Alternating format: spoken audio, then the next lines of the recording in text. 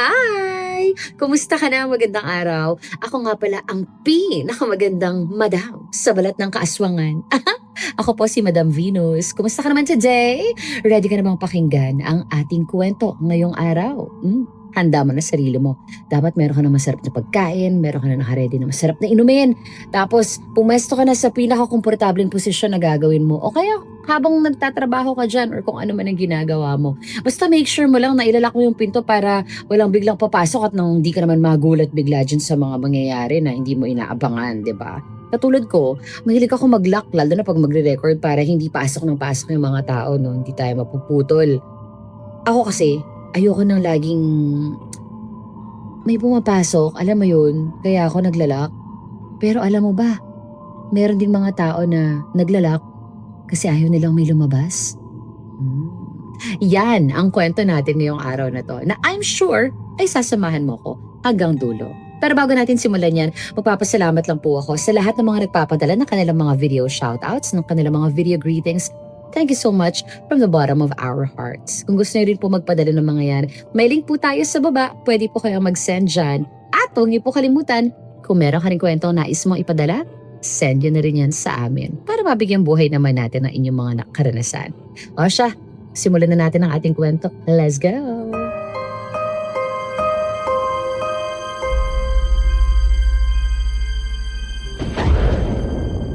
Jesus Mariosep po, ano ba naman yan? Kumulog ka pa. Saan na bang doorbell dito? Ito kayang kalembang na to? Medyo creepy. Ay naku, Laika, creepy ka pa dyan eh. Wala ka na ngang pera, inarte ka pa. Larga at kalembangin na yan. Sino ka?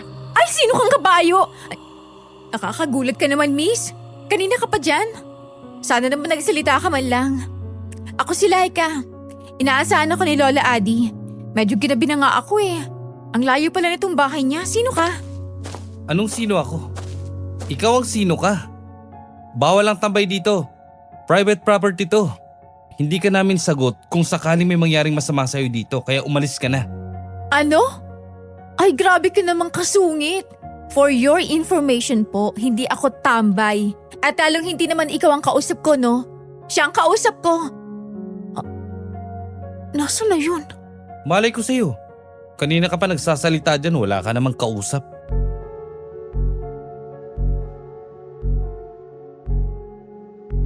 Madalas nating marinig ang salitang what I did for love na linyahan.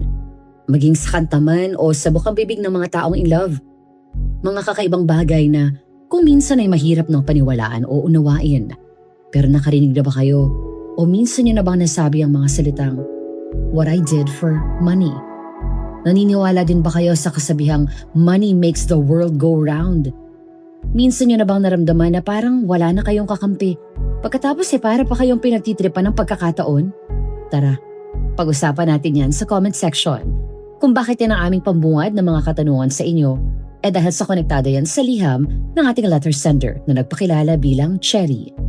Ito ang nilalaman ng kanyang sulat. Dear Asong Diaries and Madam Venus, itago niyo na lang po ako sa pangalang Cherry. Kalakip ng aking liham ay ang ilan sa mga malatalanobelang sulat sa akin ang best friend kong si Laika. Dahil matagal-tagal na rin naman akong silent listener ninyo dito sa Aswang Diaries, naisip kong ipadala ang istorya ni Laika sa inyo. Pasuyo na lang po na pakiiba na lang po ninyo ang pangalan ng mga tao para sa kapanatagan ng loob nila. Para mas direct ang feel, ay gagamitin ko ang exact words ni Laika mula sa puntong ito ng aking sulat. Yun na nga, nakarating ako sa bahay ni Lola Adi. Diyos ko day, akala ko narating ko na ang dulo ng mundo dahil sa haba ng biyahe. Pero bago ko ituloy kung ano nang nangyari sa amin ng masungit na lalaki na bigla na lang sumulpot na parang kabuti. Kwento ko na muna yung kung paano ko nakilala si Lola Adi. Ganito yun.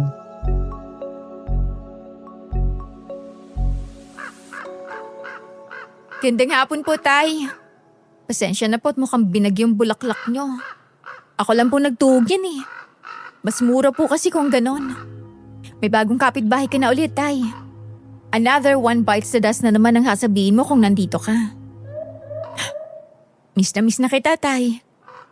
Ang hirap ng walang karamay. Ako lang mag-isang nagsisigsa sa buhay. Ang daya mo naman kasi.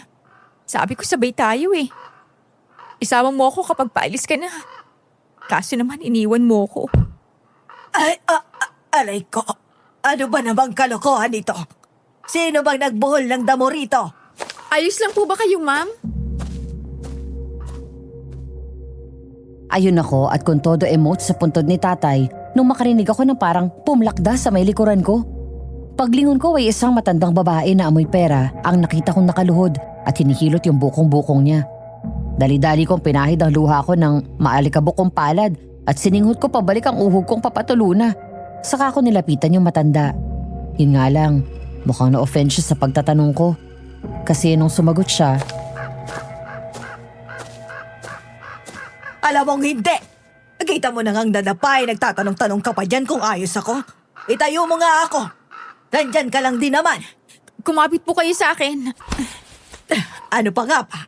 Alangan namang panoorin mo ako. Aray ko, nabalian yata ako. May alam po ako sa hilot kahit papano. Pwede ko pong tingnan yan.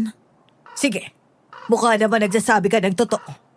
Doon tayo sa may gazebo nitong sementeryo at lilong doon. Ayokong malitsyon din eh. maliit lang pero may kalaparan at kabigatan yung matanda na inaakay ko. Kung todo sandal talaga at kunyapit sa akin. Alam mo naman ako, tamang laki lang, hindi pang wrestler. Kaya nagkandairi ako sa pag-alalay sa kanya papunta sa gazebo ng sementeryo. Nung maiupo ko siya, ay hinubad ko ang mamahalin niyang flat na sapatos na suot. Sinasalat-salat ko ang bukong-bukong niya at nakahinga ko ng maluwag dahil wala siyang bali. Kahit naipit na litid wala rin. Ayos lang po kayo. Pahinga lang po kayo ng konti. Ayos na po yung bukong-bukong nyo. Alam ko, Iha. Tinitingnan ko lang naman kung magagalit ka sa matandang tulad ko kung sakaling magsungit ako. Ah? Bakit nyo naman po ako ginanon? Ang kaba ko eh. Baka mamaya pagtripan nyo akong ireklamo kahit wala naman akong ginawa sa inyo. Ang sakit mo kasing tingnan. Parang pinipiga ang puso ko nung makita kitang umiiyak sa ibabaw ng puntod ng tatay mo. Oo, Iha, alam ko. Narinig kong tinawag mong tatay ang nasa puntod. Bago lang pa. Magdadalawang taon na po. Huwag mong masyadong iyak. Let go mo ng tatay mo. Mahihirapan yung maglayag papunta sa dapat niyang puntahan kapag ganyan ka. Sabihin ng petty ako pero medyo na-offend ako sa salita niya. Wow, kakikilala lang namin tapos ganun yung salita niya. Siguro ganun lang siya magsalita dahil practical siya. Pero sa akin kasi, si tatay lang ang mundo ko, ang pamilya ko. Yun nga lang, kahit offended ako, pinili ko na lang manahimik.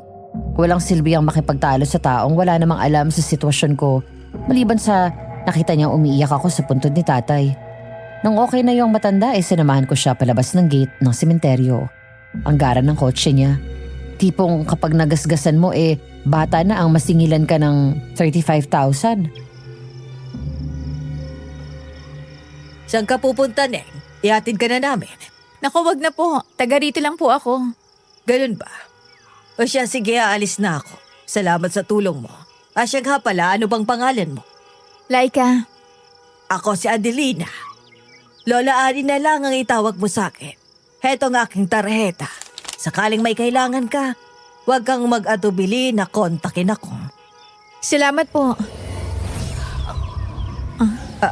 Anong problema, Iya? Nangahabay ang leg mo sa kabibistahan ng kabilang tabi ng aking sasakyan. Nagbago na bang isipan mo? Gusto mo nang makisakay? Pwede naman. Ay, hindi po. Sige po, ingat kayo. Okay, ikaw ang bahala. Pagkasabi noon ay sumakay na si Lola Adi sa sasakyan niya. Bahagya akong umurong para tumabi nung gumalaw ang kotse. Hatid ko sila ng tingin na mapatutok ang mata ko sa likod ng bintana ng sasakyan. Isang babaeng mahaba ang buhok ang katabi ni Lola Adi sa kotse at nakalingon sa kanya. Para akong engot na tinayuan ng balahibo sa batok. Tapos nung lumingon yun sa akin, napaigtad ako. At tuluyan ang nawala sa paningin ko ang sasakyan. Naipilig ko ang ulo ko. Ang lakas yata ng tama ng lungkot ko. Kung ano-ano nang nakikita ko. Napagdesisyonan kong pumunta muna sa UPLB campus para magpahangin. Pagpaling nung jeep sa kanan pumara na ako. Doon ako tumambay sa shed na nakaharap sa Devcom building. Malamig kasi ang hangin doon lalo't palubog na ang araw.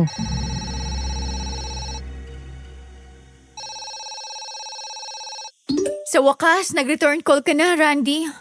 Grabe ka, panay ang text ko sa'yo at padala ng messages sa social media account mo. Hindi ka nagre-reply Akala ko itinakbo mo na ang pera ko. Ano? Randy naman, hindi magandang biro yan. Sabi ko sa'yo, yun lang ang pera ko Yung kikitain ng investment ng pag-asa ko. Huwag naman ganyan. Hello? Hello?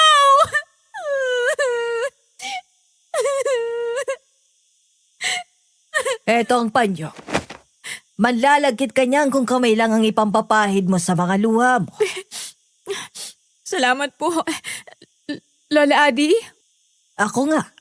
Nagkita ulit tayo, Laika. Sa gitna ng pag-iyak ko ay humalo ang pagkabigla. Kahihiwalay lang namin sa sementeryo. Halos 2 oras pa lang at ayun yung matanda. Biglang sumulpot sa waiting shed. Medyo napakunot ako ng noo at siguro napansin niya yon kasi bigla niyang sinabi na, Galing ako sa FPRDI. May kinausap ako doon. Pagbaba namin nakaramdam ako ng gutom kaya inutusan ko ang driver ko na bumili ng makakain dyan sa may Vega.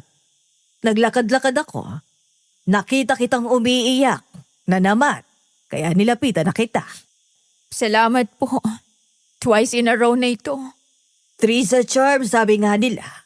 Pero hindi ako naniniwala sa ganun Ang sa akin ay kapag nandyan ang oportunidad, huwag ka nang magpatumpik-tumpik pa, sunggabagan. Taga rito din pala kayo sa Los Baños, Lola Adi. Ay hindi, taga-norte talaga ako. Dinadalaw ko lang dito sa LB ang aking matalik na kaibigan sa Ched. Taga-forestry siya. Ang kaso mo naman, pagdalaw ko ngayon may nakapagsabi na lumipat na daw siya dun sa anak. Kaya pala, kung di niyo pumama sa Main, sino pong dinalaw niyo sa sementeryo kanina? Isa sa kaibigan namin na taga rito din. Dati kasi akong nadistino dito. Mga ilang buwan lang naman. Pero madaming mababait na tao akong nakasalamuha at nakalapit ng loob. Kaya hindi ko malimutan ang Los Baños. Ikaw, taal ka bang taga dito? parang may panghalina si Lola Adi.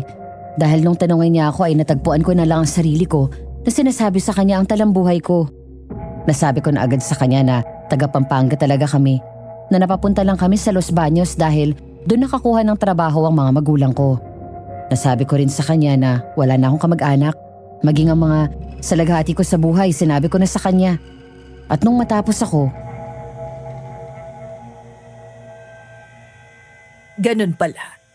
Napakabigat naman ang dinadala mo, Iya. Pasensya na po kayo, Lola Adi. Naiyakan ko po kayo. Ay, hindi, ayos lang naman. Kanino pa ba dadaing ang kabataan kung hindi sa aming mas nakatatanda? Salamat po.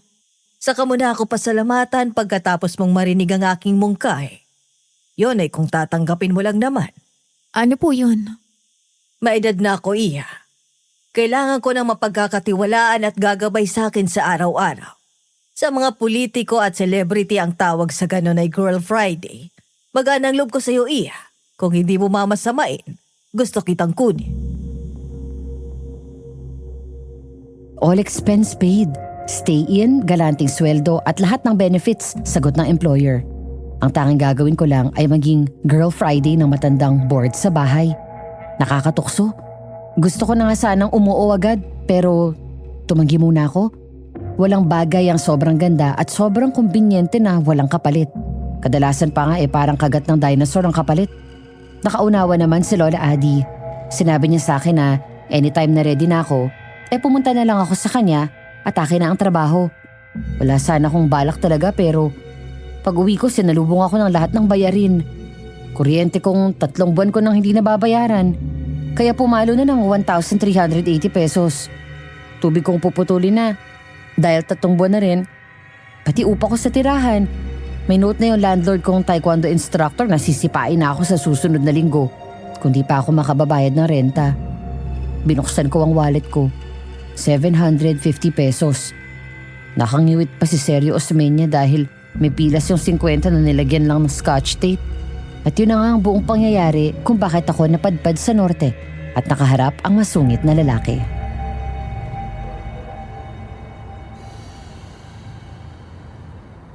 Ano? Bubulong ka na lang ba dyan? Anak ng timang. Mayuying pa yatang isang to. Hoy! Naririnig kita. Wala akong yuying ano. Grabing antipati kong tipaklong na to. Sino ka ba kasi? Ayun! Kaya mo naman pala maging kalmado at sibilisado sa pakikipag-usap. Ha? Diyos ko Lord. Bigyan niyo po ako ng pasensya sa hamitera na to. Naliligo ka ba? Pwede kitang ipatid hanggang dun sa kanto. May mga tricycle pa naman dito sa ganitong oras at may dumadaong pa ding mga bangka. Hindi ako naliligaw, okay? Nandito ako dahil kinuha ako bilang Girl Friday ni Lola Adi. At ang lalaking sinasabi ko ang hamitera. Hayun, at tinaasan ako ng kilay. Para bang sinasabi niya na hindi siya naniniwala sa sinabi ko. Umismid pa. Ko talaga! Kumangin sana at ang habang buhay ng ngiwit ang antipati ko. Busit eh. Pero wala. Nanatili lang napakidlat-kidlat sa ibayo na may kakombong pagkulog. Nung magsimulang umambon nakarinig kami ng papalapit na yabag. Hans, Pogi! Pinapatanong ni Madam Adi kung dumating na daw yung... Oh, sino naman yan? Alam mong bawal ang mga ligaw dito dahil nagagalit si Madam.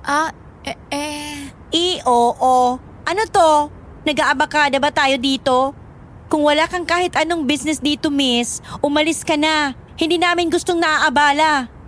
I'm here for an important business. And mind you, if your madam hates having her time wasted, well, so do I. English yun. Yeah, alam kong mali yung bigla na lang akong magi-English nang wala sala eh. Nakakainis na kasi. Bigla tuloy lumabas yung jablong corpo slave na katauhan ko. Napatulala yung babae na sa tingin ko kasing tanda ko. Yung lalaki naman napasipol.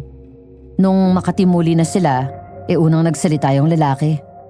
Sinabi niya sa akin na kung talagang handpicked ako ni Lola Adi, ay may iniwan siyang patunay. Wala akong ibang maisip kundi yung calling card na kulay ginto na naglalaman ng address at number niya. Naipakita ko yun parang may switch na nagpaiba dun sa ugali ng babae. Pero yung lalaki, lalo lang sumimangot at tuluyan ng hindi kumibo. Ang maganda lang, bumukas yung gate at nakatuloy na ako sa loob.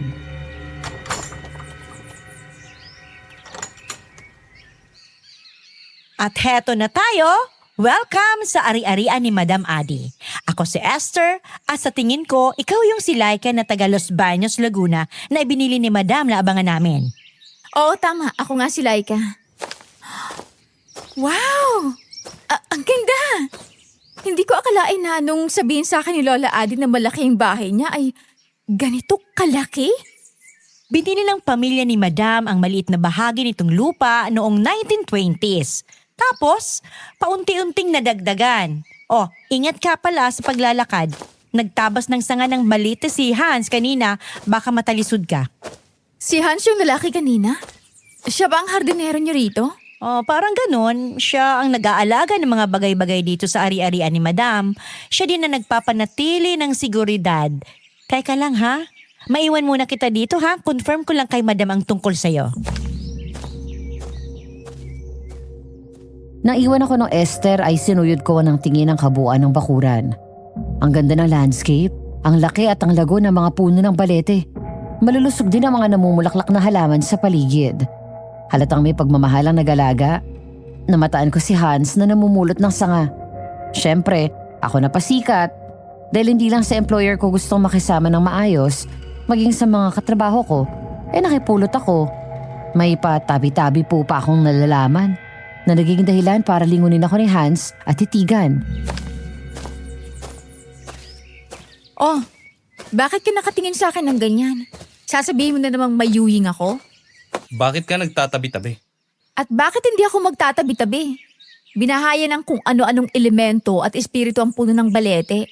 Oo't hapon pa lang pero lubog ng araw at papadilim na. Ayokong mabati. So hindi ka lang pala basta corpus slave. May alam ka din sa mga kakaiba? Sa espiritual? Oo. Wala namang masama kung maniwala, di ba? Mas masama yung ma-offend kang di pangkaraniwang nilalang. Ang hirap kayo magpagaling kapag pinagkasakit ka ng mga yan. Yan ba ang paraan mo ng pagsasabi na hindi ka natatakot sa lugar na to?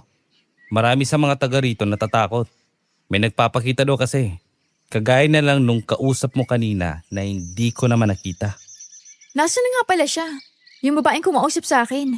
Nandun siya sa may bell kanina eh. Nakapasok ka na nga dito sa loob. Talagang paninindigan mo pa din yung narrative mo na may nakausap ka kanina. Huwag nga ako. Hindi mo kailangan sa resume mo na nakakakita ka ng multo para maging tauhan ka dito. Ha? Kasi naman problemahin ko yun. Mas tututukan kung magustuhan ako ng amo ko. Siya magpapasweldo sa akin eh. At mas gugustuhin ko makasundo ang mga makakatrabaho ko para magtagal ako rito. Magtagal? Kung ako sa'yo, kapag nakaipon ka na ng sapat, umalis ka na. Huwag ka na din magpaalam. Huwag mo na ding bitbitin ang mga gamit mo. Basta dapat nalaban ang lahat ng may bakas mo bago ka lumayas. Laika, sa wakas at nakarating ka na. Hindi na nasabi pa ni Hans yung ibang gusto niyang sabihin. Nilapitan na kasi kami ni Lola Adi. Ang gamit ko na nasa isang duffel bag lang ay binuhat na ng isang boy. Si Lola Adi naman ay kumapit na sa braso ko at iginiya na ako papunta sa loob ng malaking bahay. Malaki ang main entrance nun. Sa tansya ko, gawa yun sa Nara o Yakal. Pagpasok namin ay sinalubong agad ako ng malawak na tanggapan, yung sala ng bahay. Grabe, pwede nang maging bungalow ng pangkaraniwang tao. Puno yun ng dark wood furniture at mga matatandang larawan na parang kinuha pa noong 19 kopong-kopong. Nakapako tuloy ang likurang bulsa ng jeans ko. Baka may kung anong matulis na nakasalaksak dun. Naku po, wala akong pambayad kung sakaling magasgas ko yung upuan.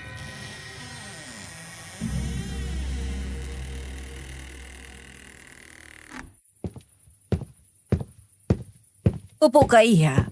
May malamig tayong sabaw ng buko dyan sa pichel. Magsalin ka na lang sa mga baso. Sariwa yan at matamis. Bagay na hindi mo makukuha basta-basta sa palengke. Salamat po. Heto ang sa inyo, Lola Adi. Salamat, Iha. Ang ganda ng lugar nyo. Tsaka, kayo po ba yung nasa mga picture? Talaga palang ang ganda nyo, no? Kahit po ngayon, bakas pa rin sa mukha nyo eh. Lalo na po doon sa wedding picture. Dito sa bahay na ito yan kinuha, Laika. Bagong tayong bahay na ito noon. Ibinatayo ng aking asawa. 50 taon ang nakalilipas. Sabi niya pinaganda niya ng gusto ang salas dahil mahalaga sa isang bahay ang may magandang tanggapan. Tapos noon may nilabas siyang ilang albums. Pinakitaan niya ako ng mga pasyal niya at ng asawa niya. Pero 7 years after, mga pictures na ng lamay at libing ang laman nun.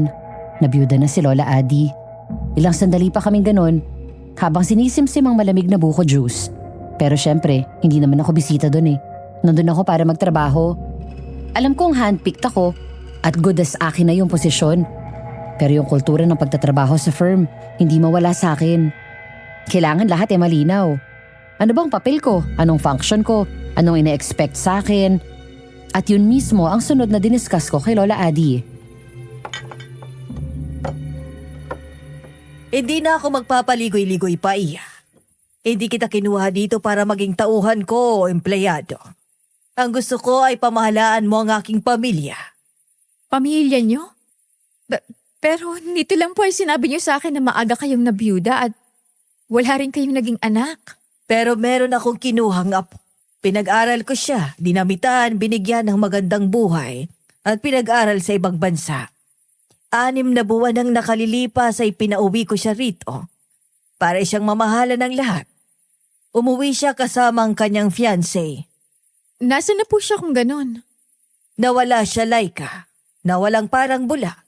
Kaya ang kailangan ko ay ang pupunan sa naiwan ng apo kong si Jing.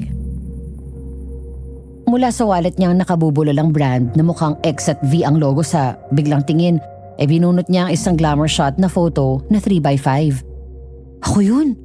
O mas tamang sabihin na kamukha ko yun. Para kaming kambal. Siguro yung iba matutuwa kung sakaling malaman nila na may kamukha silang tao na may filthy rich na lola. Pero ako, kinabahan ako. Naisip ko agad na there's more than what meets the eye. Tipong isang horror book na nagbabalat kayo bilang fairy tale. Isa pa, Paano kung biglang mategi si Lola Adi habang pinagpapanggap niya ako? Sa tingin ko nasa 70 na siya. Pagkukak ng matandang yun, siguradong kalaboso ang aabutin ko. Siguro baka sa mukha ko ang pagkalito at takot kaya sinabihan niya akong ipagpabukas na ang usapin namin. Pagkasabi niya noon biglang sumulpot si Esther at sinundo na ako para ihatid sa magiging silid ko. Ang tagal nyo naman mag-usap. Grabe naman. Ano pa bang iaayaw mo sa alok sa'yo? Ang daming namamali mo sa daan, kahit kalabaw para lang wag pumanaw. Tapos ikaw, naku! Ewan ko sa'yo. Gabi na, magkakandado pa ako ng pinto ko. Normal lang naman na nilalak ang pintuan kapag gabi na. Pwede kitang tulungan kung gusto mo. Ilan ba ang pinto ng bahay na to? Hindi ng bahay na ito, ang sabi ko, pinto ko. Sabat ka kasi ng sabat. Kaya bago-bago mo dito, nakakabanas ka. Buti pa si Jing, madaling kausap. Hindi ka pa nakakaisang araw dito, pinasasakit mo ng ulo ko. Ano bang masama sa sinabi ko? Hindi lang ang sinabi mo. Kahit ang mga arte mo, ikaw mismo, binabanas mo ako. Umayos ka ha? At pwede ba, huwag kang dikit ng dikit kay Hans. Akala mo hindi kita nakita kaninang pasikat ka. Ano bang problema mo?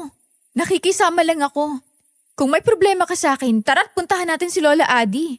Para paalisin na ako kung may problema din siya sa akin. Pero hindi naman niya kinagat ang hamon ko. Sinuyod niya lang ako ng tingin mula ulo hanggang paa. Pagkatapos paingus na umalis. Ibinalibag pa ang pintuan ng kwarto ko. Pasalampak akong naupo sa kama at nagbuga ng hangin. Gusto ko na sanang umalis, manakbo. Pwede naman. Kahit pipiso na lang ang laman ng wallet ko. Pero saan ako tatakbo? Wala nang inuupahan kong bahay. Wala rin akong kakilala na pwede kong takbuhan. Ang pamasahe ko galing pa kay Lola Adi. Kinuha ko ang una na ubod ng lambot at buong gigil ko yung tinakip sa mukha ko. Doon ako nagsisigaw hanggang sa maibsa ng halong inis, desperasyon at lungkot ko. Napaidlip ako at naalimpungatan nang makarinig ako ng mga ingay. Dala ng kuryosidad, bumangon ako. Dahan-dahan kong pinihit ang seradura ng pinto ng kwarto ko at ibinukayo ng pagkakipot-kipot. Yung sapat lang para makasilip ako. At doon nakita ko si Hans at Esther na magkausap.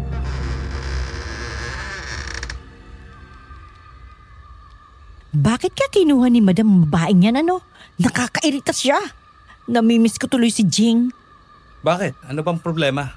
Akala ko okay lang kayong dalawa. Ang sigla-sigla mo pa nung kinakausap mo siya kanina. Okay sana kami kung kasing bait at masunurin siya ni Jing. Hindi ang arte. Hindi nalang umuo ng umuo. Diyos ko, idinudulot na nga ang lahat sa kanya. Ang dami pang tanong. Buisit! Talaga bang kailangan mo tong gawin lagi? Yung laging nakakandado ang kwarto mo sa gabi? Inabutan ka na namin na nandito at ganito ang ginagawa mo. Kaya dapat hindi ka na nagtatanong, di ba? Nagtatanong ako dahil hanggang ngayon, hindi mo pa din sinasabi kung bakit mo to ginagawa. At mula nung una kang nag-usyoso, kayo ni Jing, ang naging sagot ko ay kung gusto ninyong malaman, sumama kayo sa akin sa loob. Pero ayaw nyo naman. Alam mong walang lihim na hindi nabubunyag. At walang lihim na nabubunyag kung mananatiling iisa ang may alam. Kaya kung sakaling malaman mo, kailangan kitang patayin. Ano ba? Tingnan mo yung kuno sa noo mo. Biro lang. Pero seryoso yung imbitasyong sumama ka sa loob. Seryosong pas. Hindi ako pumapatol sa papasang nanay ko na. Grabe ka naman. Nakakasakit yun ah. Hindi naman nagkakalayo yung itsura natin. Papasa pa akong mas bata sa'yo. Ate Esther, alam nating pareho na 45 ka na. Narespeto kita kaya please lang tigilan mo na yung ganyang pagbibigyan ng motibo. Paano kung trip kong magpabastos? Doon ka na lang sa mga tambay sa kanto kung ganun. Kung wala ka makikita sa akin, tawasin mo man ako. Pumasok ka na nga sa loob para maikabit ko na tong mga kadena at kandado. Maingat kong inilapat ang dahon ng pintuan ko para hindi gumawa ng click na sound. Tapos para akong engot na patingkayad pang bumalik sa kama. Slow mo pa yung pag-upo ko sa kutsyon. Pinakinggan ko ang kalansing ng kadena na ikinabit ni Hans sa pintuan ng kwarto ni Esther. Napaisip tuloy ako. Weird ang lahat sa bahay na yun. Pero pinaka-weird yung pagkakandado nila sa pinto ng kwarto. As in OA na level. Paano na lang kung masunog yung bahay? O paano siya lalabas? Kahit naman may pagkakupsang ugali niya, di naman niya deserve ang mabarbecue kung sakali, di ba? So yun, medyo ilang minuto din ang inabot ng pagkakabit. Di naman pang isang episode ng anime na tagal pero sapat para antukin ako. Siguro dahil pagod ako sa biyahe tapos pinag-overthink pa ako ng usapan namin ni Lola Adi. Not to mention na naimpyar na ako nung si Esther. Malambot ang kama, presko ang kwarto. Eh di ayun, instant ticket to La La Land. Agaw tulog ako nung... Laika. Mamaya nang please. Antok na ako eh. Gumising ka. Ayoko nga. Bukas na. Pagod na ako. Delikado ka. Biglang balikwas ako eh. Anong delikado? Parang headlights sa pagkakabuka yung mga singit kong mata at sinuyod ko ng tingin yung kwarto. Walang tao. Inisip kong panaginip lang yun. Nung mapansin ko yung kortina, nawawagay-way yun eh. Eh wala namang electric fan na bukas. Sarado yung bintana. Ang masakit pa sa bawat wagay-way nun. Unti-unti kong napansin na may hugos na nabubuo. Hugis tao. Tinignan ko pa yung laylayan. May pares ng paa. Yapak yun at parang basa-basa pa. Dumagundong ang kaba sa dibdib ko. Hinagip ko yung lampshade at dahan-dahan akong lumapit. Nung sapat na ang distansya ko ay ubod lakas ko yung binasiwa sa bulto. Wala akong tinamaan at nawala din yung pares ng paa. Bigla ang sigid ng kilabot sa buong katawan ko. Hinahawi ko yung kurtina ng tuluyan at tumambad ang refleksyon ng isang babaeng nakapulang damit. May dugo siya sa sulok ng labi. Sa takot ko ay bigla kong iniwas ang tingin ko para lang makakita ako ng pares ng namumulang mata sa puno. Doon ako kumaripas ng takbo palabas ng kwarto.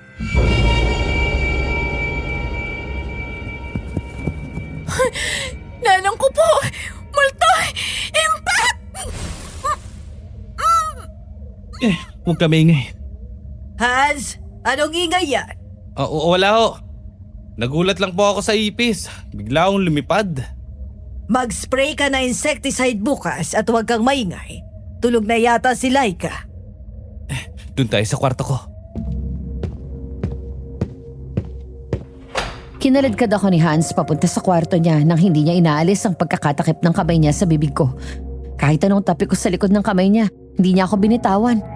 Inalis na lang niya ang kamay niya nung nasa loob na kami ng kwarto niya at nakalak na ang pinto. At bago pa ako nakakuda, sumenyas pa siya na hinaan ko ang boses ko. Sinunod ko naman siya. Marunong ako makaramdam, no? Hindi ako yung magpapasaway dahil ang gusto kong patunayan na superior ako. Anong palusot yun? Ipis na lumilipad? Tumitili ka ba ng singtinis ng sakan kapag nililiparan ka ng ipis? Ano naman kung ipis ang palusot ko? Sabihin mo nga sa akin, may tao bang hindi takot sa lumilipad na ipis? At saka teka nga, nawawala tayo sa paksa. Ano't bigla kang lumabas ng kwarto mo? At nagtititili ka pa? Babalik na lang ako. Hindi yan ang tanong ko. Baka ipamental mo na ako eh. Sabihin mong totoong may amats ako. Huwag kang nangunguna. Hindi mo hawak ang isipan ko. Kaya hindi ka sigurado kung anong iisipin ko sa sasabihin mo. Ano na? Mukha naman siyang seryoso. Tsaka, gwapo pala siya. As in, pang matinee idol na gwapo. Tapos ang ganda ng katawan. Hindi pang Sylvester Stallone o Jean-Claude Van Damme, pero tipong Top Gun Tom Cruise o kaya kay Val Kilmer. Sinabi ko sa kanya, naranasan ko. Ang nakita ko, tahimik lang siya. Naging cue ko yun para umalis at bumalik sa kwarto ko pero hindi pa lumalapat ang kamay ko sa doorknob ng pinto. Saan ka pupunta? Hindi pa ba malinaw sa'yo na sa bahay na to, bawal ang lumalabas kapag malalim ng gabi? Kapag pinatayan na ang ilaw sa salas at kusina, dapat manatili ka na lang sa kwarto mo. Wala nagsabi sa akin. Ibiniling ka ni Lola Adi kay Esther, di ba? Wala akong natanggap na kahit anong malinaw na direktiba mula sa jowa mo. Jowa ko? Si Esther? Ay, Diyos ko po, patatawarin. Huwag mo nga akong pinapatawa, ang tanda na nun. Tama palang narinig ko kanina. Oo, at swerte ka. Ako ang nakaharap sa pinto ng kwarto mo. Akala mo hindi ko halatang unti-unting bumubukas ang pinto mo kanina? Kung si Esther ang nakakita sa'yo, diretso disiplina yun. Anong disiplina? Hindi ko alam kung anong namagitan sa inyo ni Esther kanina. Pero trabaho niyang i-brief ka sa mga bagay-bagay dito. Dangan nga lang at ayoko ng sakit ng ulo. Kaya sige, ako na magsasabi sa'yo. Pinakanilinaw ni Hans sa akin ay ang dalawang bagay. Kapag nagpatay na ng ilaw sa sala ay dapat nakakandado na rin ang pintuan ng kasambahay na si Esther. Hindi niya alam ang dahilan, pero yun ang mahigpit na bilin sa kanila. Pangalawa, bawal na bawal ng may kakalat-kalat sa bahay. Ang pangatlo, mga petty na bagay na iisa lang naman ang pinupunto. Huwag susuwayin ni Lola Adi. Tandaan lang ang ika-11 hanggang ika-13 kautusan na madalas din gamit sa opisina. Huwag kang papahuli. Kung sakaling mahuli ka, huwag kang aamin at sa pagkakataong hindi na pwedeng hindi ka aamin, mandamay o magturo ka. Dahil sa dami ng daldal niya, ay inantok na ako at tuluyan ang nakatulog. Laika. Nakatulog ako? Oo. Hinayaan na kita. Mukhang takot na takot ka eh. Pero kailangan mo nang gumising. Hindi ka dapat abutan ni Lola Adi dito at ni Esther. Anong oras na ba? 10 minuto bago ang alas 4 ng madaling araw. Saktong alas 4 dapat may magbukas na ng mga kandado ni Esther. Tapos saktong alas 4:30 naman, dun siya lalabas. Gusto ko pa sana magtanong, pero nasense ko yung urgency ng boses ni Hans. Tipong bad news talaga kapag naabutan ako na hindi sumusunod sa patakaran ng bahay. Napatanong tuloy ako sa isipan ko, ano bang klaseng sitwasyon yung napasukan ko? Diyos ko naman. Pero ayun na nga, nandun na ako. Saktong inilalapat ko ang pinto ng kwarto ko nang marinig namin ang pagwawala ni Esther sa kabilang kwarto. Binuksan na niya ang pinto at nagpipilit na siya lumabas. Kahit may mga nakakabit pang mga kadena sa pinto niya. Napahinto ako sa pagsasara ng pinto ko at dumungaw. Si Hans naman ay natigilan sa pasilyo. Palabasin niyo ako dito! Ngayon din! Kakalbuhin ko lang yung kiring babaeng yan! Anong nangyayari dito? Bakit bukas na ang pinto ni Esther? Gayong may mga kadena pa. At ikaw, bakit gising ka na? Kay naman na yan, iisang gabi ka pa lang dito. Lola Adi, Huwag kayong makinig kay Hans! Sa akin lang kayo makinig! Manahimik ka muna, Esther. Nakukuriri ako sa bunganga mong iskandalosa ka. Ano yon, Hans? Siguraduhin mo lang na hindi mo inaaksay ang panahon ko. Alam mong lahat ng maling gawain ay may kaakibat na kaparusahan sa ngalan ng kaayusan. alam ko Lola Adi. Kaya nga gusto kong linawin ang ilang bagay. At hayaan kayo po ang magdesisyon. Una, hindi namin alam ang pinagkakaganyan na Esther. Sinungaling! Alam mo kung bakit? Nilalandi ka ng bagong salta na yan dito! Ano naman kung maglandian sila? Sila'y ka na nga po ko ngayon. Nalilimutan mo yatang modchacha ka dito, Esther. Mukhang kailangan mo ng disiplina. Isa lang napansin ko nung unang banggitin ni Lola Adi ang disiplina. Parehong nagiging tensyonado sina Hans at Esther. Parang isa yung switch na kayang i-override ang anumang kalayaan ng dalawa. At sa totoo lang, nakaramdam ako ng ibayong takot. Yung kahit mukhang mabait si Lola Adi, may nagtatagong kalupitan sa ilalim ng maskara niya. Saktong tapos ni Hans ng pagpapaliwanag kay Lola Adi.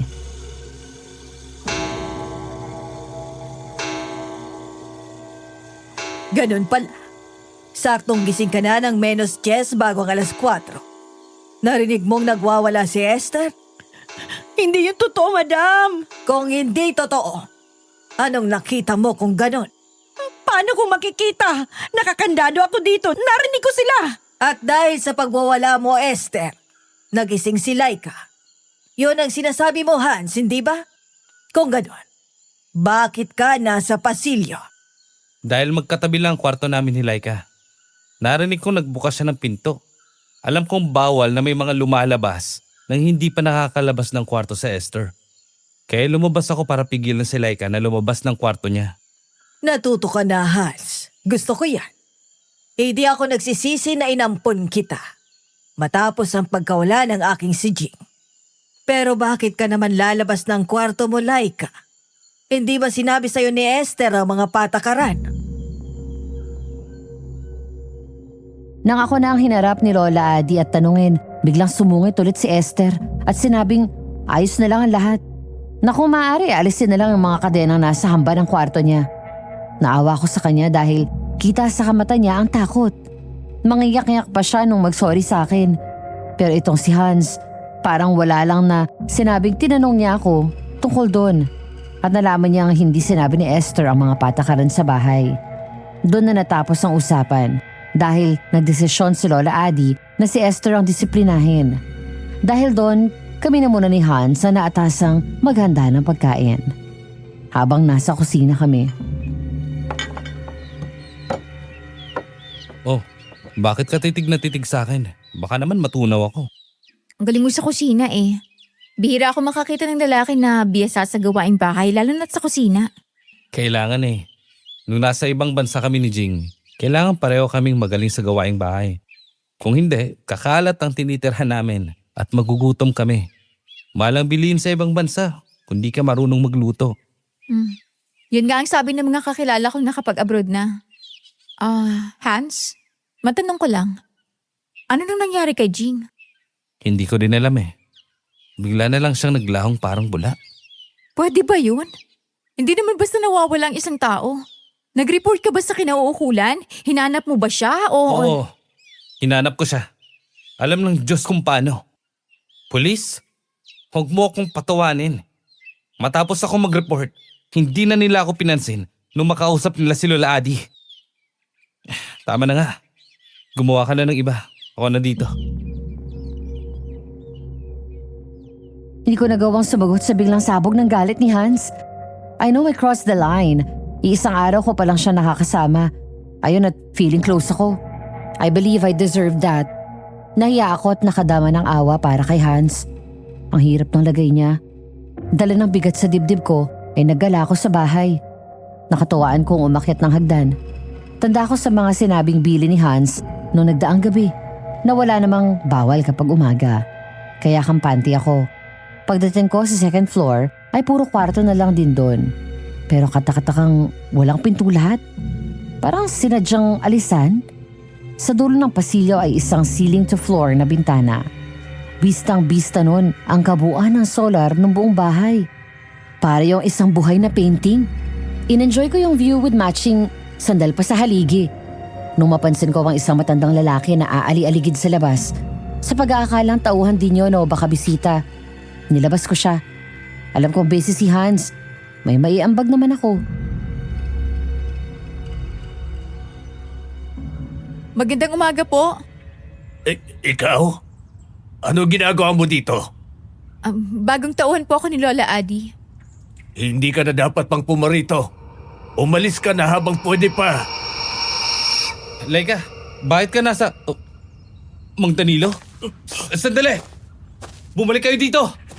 At saan ka pupunta, Hans? Nandito si Mang Danilo. Makukuha na natin ang sagot. Pabayaan natin sa pulis ang lahat. Ang tagal nang wala ni Jing. Tapos nagdala pa kayo ng kapalit niya. Apo niyo si Jing, hindi ba? Bakit parang hindi ba lang kayo... Wala kang karapatang pagsalitaan ako. Baka nalilimutan mong ampon lang din kita. Dalawa lang naman ang pamimilian mo, hindi ba? Ang sumunod ka sa akin o ang lumayas ka. Nasa labas ka na lang din ang gate, kaya lumayas ka na. Pero hindi lumayas si Hans.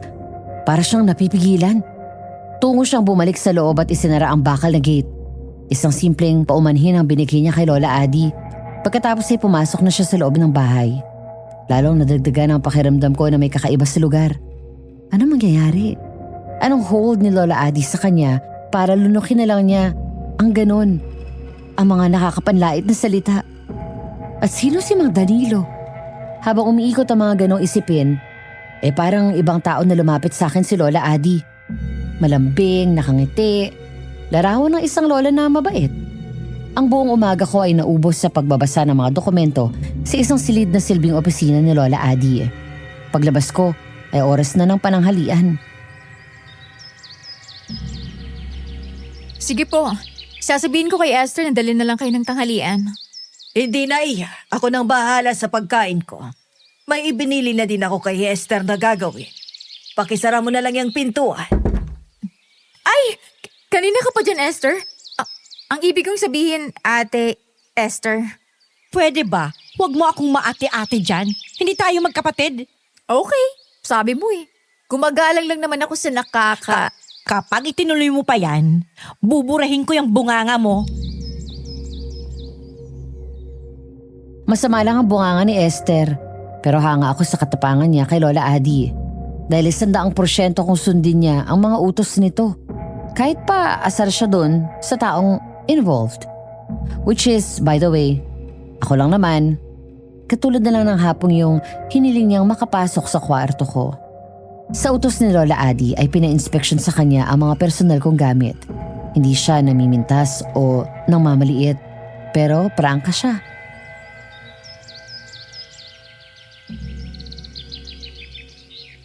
Eto lang ang gamit mo? 3 pirasong pantulog? 10 pirasong panlakad? 2 maong pants na manipis na ang puwetan at laylay na ang tuhod? Nisnis pa ang laylayan? Ha? Slacks na manipis na din? Pwede pa naman yan ah. Sa pagbili siguro ng pati sa kanto, oo. Pero hindi sa pagharap sa tao. At itong mga luray-luray at butas-butas mo ng damit? Tapo na to. Masama ang nagsusuot ng sira o butas. Hindi umaangat sa buhay. Tatahiin ko na lang. Sa nipis ng mga ito, wala nang kakapitan ng sinulid. May mga damit si Lola Adi na binili para sa'yo. Dadalhin ko dito mamaya. Yun na ang mga isusuot mo para presentable ka. At yun na nga ang nangyari. Total makeover ng wardrobe ko. Pero hindi yun doon nagtapos. Ang buhok kong salat sa aruga ng salon ay inayos din. Binawasan ng konti, pagkatapos ay kinulayan ng chestnut brown. Mamahalin yung tina, mind you. Yung nakakabulol na brand. Pabango, lotion, body scrub, at kung ano-ano pang kaartehan sa katawan ang ginawa sa akin. Si Esther ang gumawa lahat noon. Inayusan pa niya ako ng buhok. Medyo nagkaroon kami ng kaunting tension dahil doon. Esther, mas maganda siguro kung basta iponytail na lang natin. Eto ang ayos ng buhok ni Jing. Hindi kasi ako komportable. Hindi ako sanay na masyadong banat na tali ng buhok. Masanay ka na dahil ito ang gusto ni Madam. Sa dami ng ibinigay sa'yo, ibigay mo naman ang para kay Madam. Kung gusto niyang ito ang maging ayos mo, pumayag ka na lang. Eh di ako na lang ang magpapaliwanag. Aray, Esther, ano ba? Makinig ka. Ayaw ni Madam na kinukontra siya. Kaya kung ako sa'yo, umuo ka na lang kung alam mo ang makakabuti sa'yo. Ang puro oo na lang ay isang bagay na wala sa bokabularyo ko. Kaya ko naman maging amicable, pero sa puntong komportable pa ako. At yung salita ni Esther na umuo na lang ako doesn't sit well with me. Pero ano nga bang magagawa ko? Si Lola Adi ang mapera. At ako yung receiving end ng questionable niyang kabaitan. Ayoko man ang ginagawa nilang mag-amo sa akin, di ako makatanggi. Ipang magsalita kasi ang pera. Nung lumabas ako para magpahangin ay inabutan ko si Hans na nagdidilig ng mga halaman sa garden. Saglit siyang lumingon sa akin pagkatapos ay nagkibit balikat.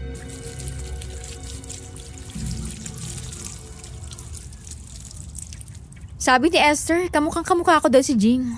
Okay lang bang kinalabasan ng ayos ko, Hans? Kung sakaling magpa-DNA test kayong dalawa ni Jing at maging 99% match kayo, hindi na ako magtataka. Oo, Laika. Sobra kayong magkamukha pero yun ay bago kanila inayusan. Bakit? Pangit ba? Itanong mo sa sarili mo kung komportable ka ba. Sabi ni Esther, masasanay din naman ako. Hindi mo pa din napapansin ano? Ang alin? Para ka nang walang sariling isipan. Unti-unti nang nabubura ang ikaw. Dadalawang araw ka pa lang dito niyan. Baka pag nagtagal ka pa dito, dumating ang araw na magtatanong ka na kung sino ba talaga ako. Habang nakaharap ka sa salamin. Nakaramdam ako ng pagkapahiya sa sarili. Walang kibo akong tumalikod at bumalik sa loob ng bahay. Ano bang inaasahan ko? Hahangaan niya ako? Kahit sino namang lalaki hindi matutuwang makita na ginagaya ng ibang babae ang ayos ng fiancé niya. Na yung fiancé na yun nawawala at hindi alam kung buhay pa o patay na. Offended at disappointed. pero enlightened. Lahat yun, nadama ko sa mga sinabi ni Hans. Padiretso na sana ako sa kwarto ko nung biglang bumukas ang pinto ng opisina ni Lola Adi. Pagkakita niya sa akin ay maluha-luha siya sa saya. Ay, Diyos ko. Kay ganda mo. Kamukhang kamukha mo si Jing. Esther, halika dito. Bilisan mo. Bakit po, madam? Tingnan mo. Hindi ba sabi ko sa'yo, kamukhang kamukha niya si Jing. Tamang ayos lang at para nang nandito ang aking apo. Opo, tama kayo. Hindi ako nagkamali ng piliin kita, Laika. Ay, nako, ang saya-saya ko. Sa halip na sumaya ako, lalo lang bumigat ang pakiramdam ko. Ang nakikita ng mga tao sa bahay na ito ay si Jing at hindi ako. Kaya ko pa bang tumagal? Noong hapunan, lalo lang ako naging miserable. Hindi na ako nakapili ng pagkain gusto ko. Sa halip, puro pagkain gusto ni Jing ang inihain sa akin. Minsan kong sinubukang kontrahin si Lola Adi tungkol sa panghimagas na gusto kong kainin. Magkatulong sila ni Esther na kinontra ako. Napikon ako sa tag team nilang dalawa. Kahit pa may leche flan na sa platito ko, dinedma ko yun at umabot ako ng fruit salad. Si Hans na kasabay namin kumain noon ay napailing. Parang sinasabi niyang pagsisisihan ko ang ginawa ko. Wala akong pake. Maaring tinanggap ko yung trabaho, pero di ibig sabihin noon ipapakontrol ako ng bongga. At dahil sa ginawa ko, ang disiplinang pinagtatakan ko kung bakit parang kinatatakutan ni Hans at Esther ay ipinaranas sa akin.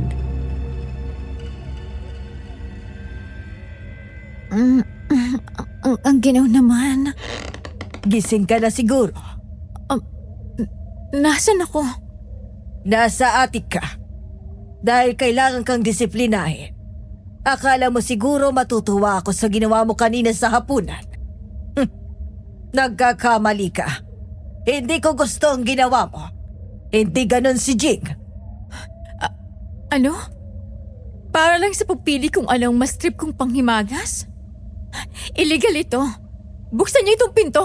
Illegal detention ito. Sa bahay na ito, si Madam ang batas.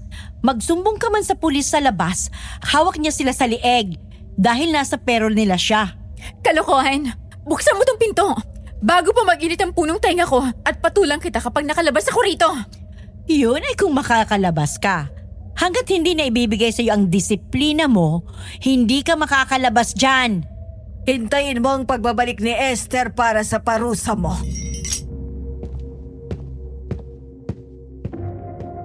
Kapag nagpapanik ka, hindi mo agad mapapansin ang littlest of details. Yun ako ng mga oras na yun. Iginala ko ang paningin ko sa kwarto. Patatsulok ang kisame. May isang maliit na bintana na patatsulok din. Sumampa ako sa maliit na lamesang nandun sa kwarto. Sinubukan ko yung buksan. Imposible. Dahil bukod sa walang bukasan yun, puro grills pa. Binuksan ko ang drawer ng mesa. Walang laman. Sinugod ko yung pinto para tadyakan, bundulin, tuhurin. Nanakit lang katawan ko. No chance ng paglabas.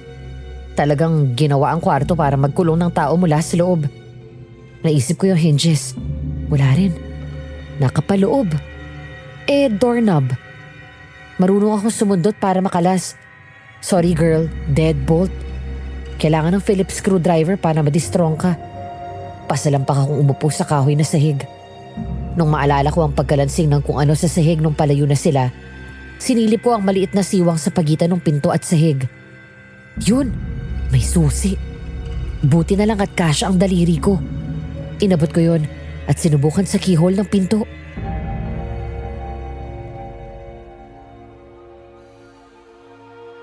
Please, please. Ito yung susi para dito. Please. Yes. Silip like baka may nakabantay. Ang baho. Ano yun?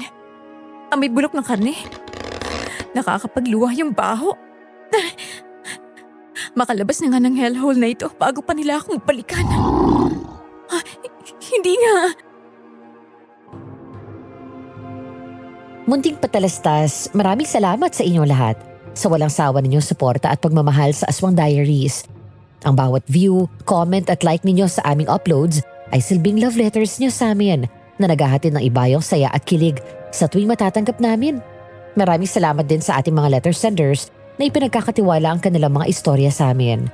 Pangakong hindi namin kayo bibiguin at bibigyang buhay ang inyong mga karanasan at ihahatid namin ang mga mensaheng nais ninyong iparating sa ating mga taga-subaybay.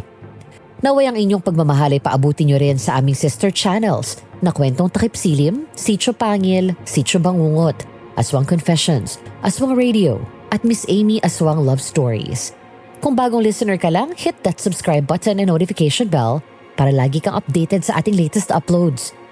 Muli ang aming taus-pusong pasasalamat. At ngayon, balikan na natin si Laika. Makakalabas nga ba siya ng kwartong pinagkulungan sa kanya? O mapagtitripan siya ng aswang na bumuglaw sa kanya? Walang bantay. Pero may kung anong nilalang ang nakakapit na pabaligtad sa kisame. Animoy, malaking paniki yun. Tipong kamukha ni Nightcrawler pero may mahabang buhok na magulo at pakpak na animoy panigi. Nagtutulo ang laway nun. Parang likidong sinuli dahil sa lagkit. Di nga. Yun lang ang naisip ko. Can my situation get any worse? Illegally detained na nga sa kwarto. Eto naman at may aswang na bumuglaw sa pagmumukha ko. Agad kong isinara ang pinto. Pero ano pa nga ba? Siyempre, kumontra yung aswang. Patatakasin ba naman niya ang kanyang hapunan? Roar ka rin! Inayupa ka! Iba na lang ang gawin mong hapunan! Aray! No! No! No! Wala sa job description ko ang maging lamang tiyan mo! Bitawan mo ako! Bitaw sabi! Ayaw mo ha? Hetong sa'yo! Buti nga sa'yo! Babo! Laking pasasalamat ko talaga na may pagka-amaturista yung aswang na nakaharap ko. Malay ko bang gagana yung move na nakikita ko lang sa mga movies na eye poke. Buti na lang talaga. Kaya yun, kumaripas ako ng takbo palabas ng kwarto. And yes, kinuha ko yung susi at kinabig ko pa sara yung pinto. Halos mahulog ako sa matarik na hagdan kakamadali ko. Pagliko ko sa kaliwang pasilyo ay may biglang humablot sa kamay ko. Si Hans. Wala kaming kibuan habang nananakbo. Doon kami sa greenhouse sa pinakadulo ng property na punta. Grabe ang sangsang ng amoy na bawang at iba pang mga halamang gamot. Dito muna tayo. Planuhin natin ang susunod nating hakbang. Natin? Like, ako at ikaw? Oo. May ibang tao pa ba dito? As in, by natin? You mean, in kahoots? Magkakampi, magkatiyap? Magkaalam, magkasangga? Walang sabi. Ano ba? Gumagawa ka ba ng thesaurus ng Tagalog words? O nang iinis ka? Ay, sa tingin ko pareho. Piliin mo sana ang lugar at pagkakataon ng pagbibiro. Hindi ka nakakatawa sa sitwasyong to. Hindi nga. Akala mo natatawa ako? Pagkasabi ko noon, umiyak na ako. Yung tapang ko nung hinarap ko yung aswang, biglang nag-evaporate. Ang hapdi ng tiyan ko, parang may mga kuko na kumakalmot. Takot na takot ako. Tapos ang sungit pa ng kausap ko. Pakiramdam ko para wala akong kakampi. Wala akong pwedeng pagkatiwalaan. Ang pangit ng atungal ko. Tunog kalabaw na pumapalahaw. Wala akong pake. Mukhang naawa naman sa akin si Hans. Lumapit siya at kinabig ako. Hinayaan niya akong mag-iiyak sa dibdib niya hanggang sa nabasa na nga yun ng luha, uhog at laway. Nung tumahan na ako, gidiyan niya ako sa bangko. Tapos inabutan niya ako ng panyo. Wala ka bang tissue? Sisingan ko talaga to. Sige lang. Yun naman talagang silbi ng panyo. Kala mo, hindi ko tututuhanin na. Ayan! Oh, may kasama pang tutsang yan. Oo na. Huwag mo naman na ipakita Oh, sa akin. Pasaway ka din at kalahati. Ibang-iba sa fiancé mo na prim and proper, no? Si Jing? Prim and proper? Patawa ka. Malala pa sa'yo yun. Hilig niyang itaas ang isang binti niya o di kay nakadekwatro. Pagkatapos sisigi ng kamot sa binti at paa niya. Yung kamot na Malacanto boys. At hindi ka na turn off sa kanya? Paano ko matoturn off? Tropa ko yun. Tropa na fiancé, ayos din kayo, no? Makinig ka sa akin. Tropa ko si Jing.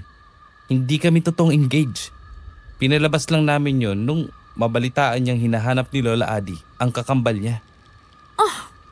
Parang nabuhol ang brain cells ko.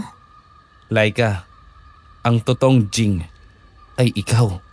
Malaika Jean ang buong pangalan mo, di ba? At ang buong pangalan ng kakambal mo na katropa ko na nagkunwaring ikaw ay si Jean Michael. Isa siyang trans. What the flying frittata na lang talaga? Nasaan ba ang mga magulang ko when I need them? Hindi pa ba titigil ang mala-telenovela ang buhay ko? Maagang namatay ang nanay ko. Well, namin pala. Since eto na nga, di ba? Jaran! Nalaman ko na kung sino yung kakambal na ang sabi lang naman ng mga magulang ko long gone na. Yun pala lalaki siya at isang trans woman. Great. Not! Lalo na lang dumami ang little shop of questions sa utak ko. Okay, another space for mental cabinet. Baka nasa mental na ako bago pa masagot ang lahat ng tanong. Lalo't may aswang na involved na kailangan pang iproseso ng utak ko bilang katotohanan. Kasi, let's be practical and factual. 2017 na aswang pa? At bakit sa dami ng tao, ako pa talaga yung na-involved? Gusto ko lang naman ng komportabling buhay. Hindi ang maging bida sa isang obra maestrang drama. At alam mo lahat ng ito dahil?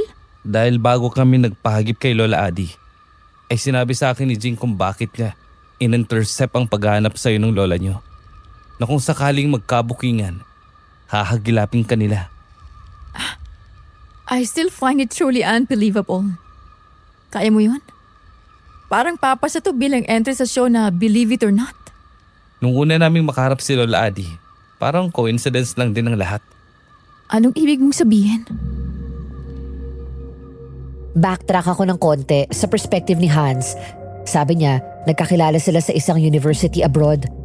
Lalaki pa noon si Jean Michael. Well, physically. May family friend si na Hans na isang doktor at forte niya ang pagbabago ng kasarian. So bilang loyal na kaibigan, nirefer niya si John Michael doon. And ayun, Jing was born. Isang happy-go-lucky person si Hans dahil laki sa layaw. Si John Michael naman, like the majority members of LGBTQIAA community, maparaan, maabilidad, at magaling sa pagkita ng pera. Nag-click ang personalities nila as tropa at nag-decide silang mag-cohabit. Sa mga gabing pareho silang nasa bahay, umiinom lang sila ng beer at kumakain ng pizza habang nanonood ng movie. Ang daming nainggit sa akin. Ang ganda daw ng live-in partner ko. Kung alam lang nila.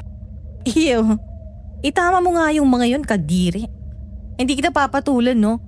Sarili ko na nga lang hindi ko pa mapamper ng ayos, ikaw pa bulagsak sa buhay. Uy, sobra ka ha. Hay nako, Hans. Alam kong karakas mo. Magbago ka na nga. Habang buhay pang mga magulang mo. Mahirap mag-isa sa buhay kung kailan ulila ka na. Mamumulot ka ng kaligay. Oo na. Nagsisikap naman akong magtino. Kung seryoso ka, tapusin mo yung kurso mong halos 7 taon mo nang kinukuha. Diyos ko naman, nagkakilala tayo ng second year. Ano ka na? Nakagraduate na ako at may trabaho. Hayan ka pa din, nakapa ako sa thesis. Ang hirap eh. Ang talino ko level lang ng below average. Anong mahirap? Anong tawag mo sa akin? Huwag ka na nga magpalusot. Ang tamad mo kasi. Hindi naman matatapos ang thesis nang hindi inaasikaso. Ganon lagi si Jing kay Hans. Hindi siya nakakalimot magpaalala at sumuporta. Sabi ni Hans sa akin, daig pa niyang nakakuha ng kuya na nasa katawan ng isang babae. Hanggang sa isang araw, nadatnan niyang naglalasing si Jing sa teres ng apartment na nirerentahan nila. Tanghaling tapat na nun. Galing siya sa university dahil sa wakas pumasa na ang thesis niya at final printing na ang manuscript. Jing, ang dami na nang naitumba mong lata ng beering can. Anong problema ha? Binasted ka ng prospective Bafa? Kailan pa ako naghanap ng ganun? Alam mo naman ang main purpose ng pagtatrans ko, di ba? Ano nangyari? Nakatanggap ako ng sulat sa isang abogado. Solicitor ng Lola Adi namin na matagal nang iniiwasan ng magulang namin. Correction, ang nanay namin. Hinahanap niyang kakambal kong babae dahil 21 years old na kami. May katotohanan kayong tungkol sa lola ninyong obses sa kontrol at pagsamba sa kadiliman? Malay ko. Hindi nga pinakita sa akin ang kakambal ko. Basta pinaalagaan lang ako sa pinagkakatiwalaan nila. Wala naman akong sama ng loob sa kanila. Dahil mabait ang nag-alaga sa akin. Medyo nangungulila lang. Sana nakapiling ko din sila. Pwede mo namang talikuran na lang lahat, di ba? Wala ka namang responsibilidad sa kanila kung tutuusin. Hans, hindi ganun ang pamilya eh. Para sa akin, kung kailangan nila ako kahit pag ganitong sitwasyon namin, dadamayan ko sila sa paraang kaya ko. Isa pa, kawawa naman si Malaika. Dadalawa na lang sila ni tatay. Magpapakita ka ba sa kanila? At hayaang matrace kami nung psychong matandang yon? No in F's name. Para saan ba't nagsakripisyo ang mga magulang namin? Kung bakit naman kasi may mga pamilyang kumakapit sa kadiliman, di na lang magsikap eh. Mas mabilis daw kasi kapag sa iba ba humihiling. Pero at what cost? Pati mga kapamilya at mga saling lahi damay. Kahit sa akin na lang magtapos at nang magkasilbi naman ako. Pasakay ako. Makaganti mo lang ako sa kabutihan mo. At gano'n nabuo yung plano nilang uuwi ng Pilipinas. Magpapakilala bilang si Jing na may fiancé na Hans ang pangalan. Isang Gigi at lively na babae. Pero pagdating nila sa ari-arian ni Lola Adi, napahamak sila at nagkandalintik-lintik ang lahat dahil si Jing pinilit baguhin ang pagkatao. Base sa imahe na gusto ni Lola Adi. Months later, pinapunta ni Lola Adi ang mga relatives nila at palaging may meeting na si Jing lang ang kasama. At sa lahat ng yon, palaging mahigpit na bilin na dapat ay nakakanda daw ang pintuan ng kasambahay na si Esther paglalim ng gabi. Bagay na bumabagabag sa kanila ni Jing.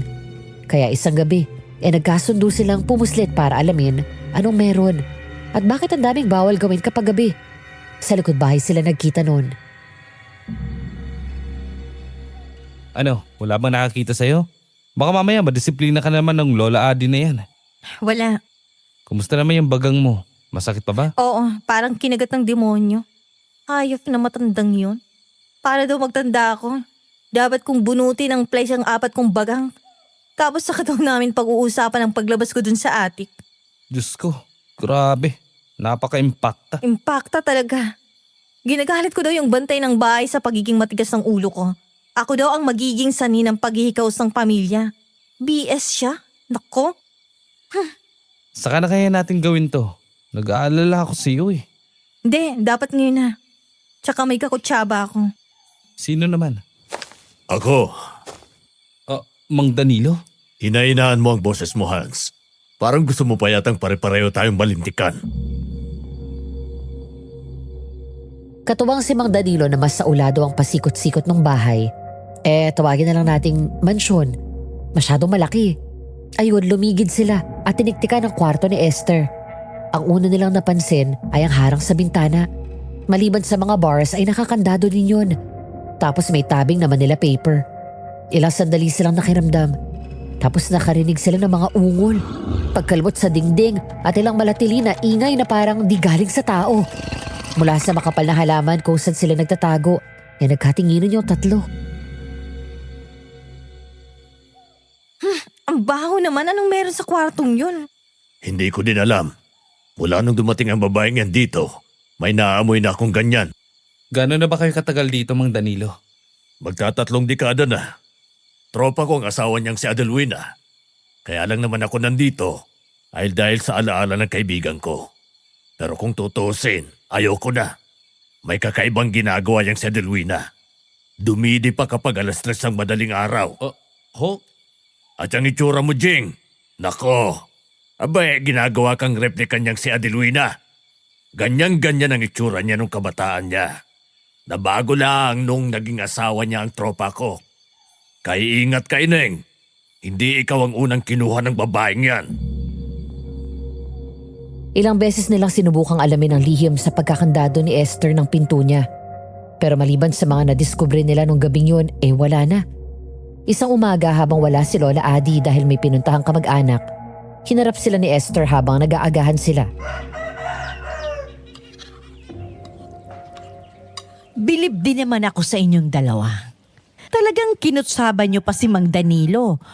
Ano bang mahihitan niyo kung malaman ninyo ang lihim ng pagkakandado ko ng pinto ko? Ikayayaman niyo ba? Bakit, Esther?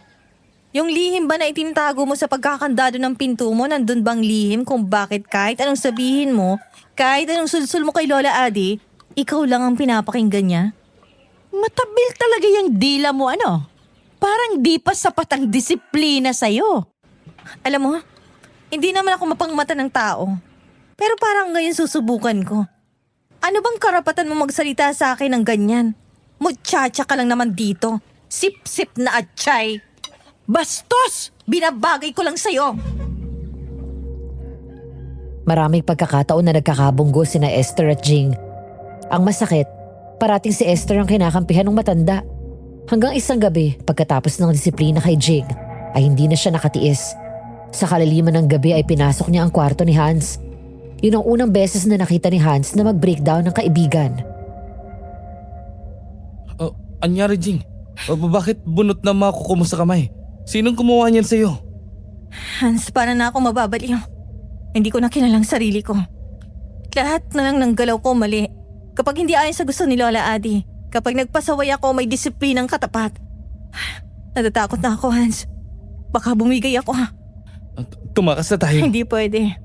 Kapag nawala ako, paano kung mahagip nila si Malaika? Kawawang kapatid ko.